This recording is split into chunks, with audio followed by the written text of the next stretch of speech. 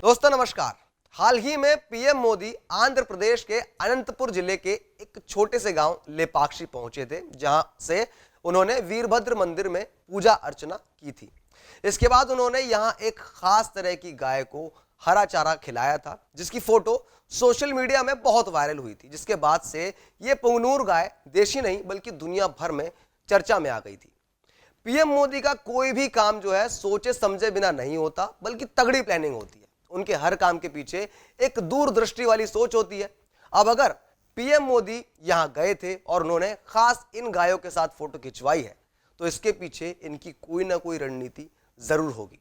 आपको बताते हैं, इस फोटो के जरिए उन्होंने 2024 में होने वाले लोकसभा चुनाव में बीजेपी के लिए 40 सीटें पक्की कर ली हैं। ये सुनकर आप भी आश्चर्य में पड़ गए होंगे, आखिर ऐसा कैसे हो सकता है। तो हम आपको इस वीडियो में सब कुछ बताएंगे कि इसके पीछे की वजह क्या है। साथ ही पुंगनूर गाय की खासियत भी आपको बताएंगे, ये कितना दूध देती है, इसकी धार्मिक मान्यता क्या है और पीएम मोदी के अनुष्ठान से इसका क्या संबंध है। साथ ही बताएंगे कि इन गायों के सहारे पीएम मोदी ने कैसे 40 सीटों पर बीजेपी की जो जीत है वो पक्की कर दी है। आगे बढ़ने से पहले आपको बता दें कि अगर आप ये वीडियो देख रहे हैं तो सबसे पहले आर्या न्यूज को सब्सक्राइब कर लीजिए, ताकि ऐसी ही जानकारी से बड़ी वीडियोस आपको मिलती रहें।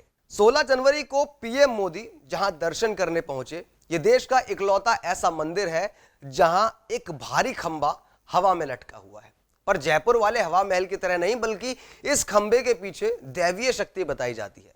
वीरभद्र मंदिर के नाम से प्रचलित यह मंदिर आंध्र प्रदेश के अनंतपुर जिले के एक छोटे से गांव लेपाक्षी में है, जहां कुल 70 पिलर हैं, लेकिन एक पिलर जमीन से करीब आधा फीट उठा हुआ है, इसलिए इसे आकाश स्तंभ भी कहते हैं। पर पीएम मोदी आकाश स्तंभ देखने यहां नहीं गए थे, बल्कि वो इस मंदिर में 11 दिनों के अनुष्ठान की वजह से गए थे, क्योंकि इसी जगह पर माता सीता को ले जा रहे रावण को जटायु ने रोकने की कोशिश की थी। इसलिए रामायण में भी इस जगह की अद्भुत मान्यता है और पीएम मोदी राम मंदिर उद्घाटन को लेकर हर परंपरा का पालन कर रहे हैं। इसलिए इस मंदिर में जाना और उससे पहले गायों को चारा खिलाना खास माना जा रहा है।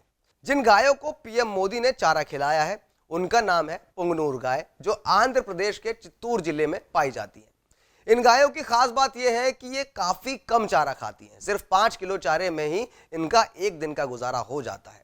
100 से 200 किलो वजन वाली ये गाय सिर्फ 1.5 से 2 लीटर ही दूध देती है, इसीलिए किसानों ने इन्हें पालना ही छोड़ दिया है। कभी इन गायों की संख्या 13,000 थी, पर एक वक्त में सिर्फ 200 रह गई थी, जिसे देखकर पीएम मोदी ने एक विशेष अभियान चलाया। प्रधानमंत्री बनने के तुरंत बाद ही इनके संरक्षण के लिए मिशन गोकुल चलाया। उसके बाद आंध्र प्रदेश की सरकार ने मिशन पुंगनूर चलाया और कमाल कर दिया, क्योंकि इन गायों की धार्मिक और औषधीय मान्यता भी खूब है।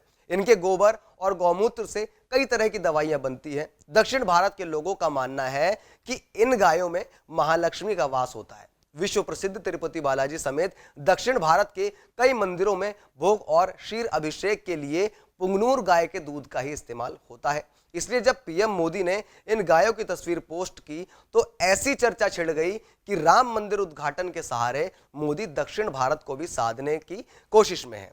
दक्षिण भारत के 6 राज्यों में कुल 130 लोकसभा सीटें हैं, जिनमें आंध्र प्रदेश, कर्नाटक, केरल, पुडुचेरी, तमिलनाडु और तेलंगाना की सीटें शामिल हैं। तेलंगाना को बीजेपी ने पहले ही साध लिया है, कर्नाटक में पहले ही पकड़ मजबूत कर ली है, जबकि आंध्र प्रदेश, केरल और तमिलनाडु में पार्टी की पकड़ को मजबूत करना है। इसलिए मोदी ने चुनाव से ठीक पहले आंध्र प्रदेश और केरल को चुना। 2 दिन के अपने दौरे में ही पीएम मोदी ने 4000 करोड़ की योजनाओं की सौगातें दी, जिसके बाद पीएम मोदी का ये सियासी कनेक्शन समझकर हर कोई यही कह रहा है कि इस चुनाव बीजेपी को दक्षिण भारत में बंपर फायदा मिलने वाला है। खुद मोदी के भी दक्षिण भारत के चुनाव लड़ने की चर्चा है, क्योंकि इस बार बीजेपी का फोकस सिर्फ इस बात पर नहीं है कि सत्ता में आना है, बल्कि बीजेपी का फोकस इस बात पर है कि इस बार 400 से ज्यादा सीटें लानी है और उसके लिए दक्षिण भारत को साधना होगा, क्योंकि साउथ में ही कांग्रेस के लिए अब संजीवनी बची है। यही वजह है कि जब राहुल गांधी के रणनीतिकारों ने भारत जोड़ो यात्रा का खाका तैयार किया था तो उसकी शुरुआत केरल से की थी। अब पीएम मोदी के साथ ही बीजेपी के रणनीतिकारों ने साउथ जीतने को लेकर अपना मास्टर प्लान जो है तैयार कर लिया, जिसकी शुरुआत पीएम मोदी ने वीरभद्र मंदिर से की है। अगर बीजेपी साउथ में कांग्रेस को खत्म करने में कामयाब हो जाती है तो कांग्रेस मुक्त भारत का सपना भी शायद इस चुनाव में साकार हो जाए। तो आपकी इस पर जो भी राय है कमेंट बॉक्स में हमें जरूर बताइए कि भाई बीजेपी का सपना साकार होगा या विपक्ष का सपना साकार होगा। बाकी इस तरह की तमाम खबरों के लिए सब्सक्राइब जरूर कीजिए आर्य न्यूज को। मैं मिलता हूं आपसे अगली वीडियो में, तब तक के लिए नमस्कार।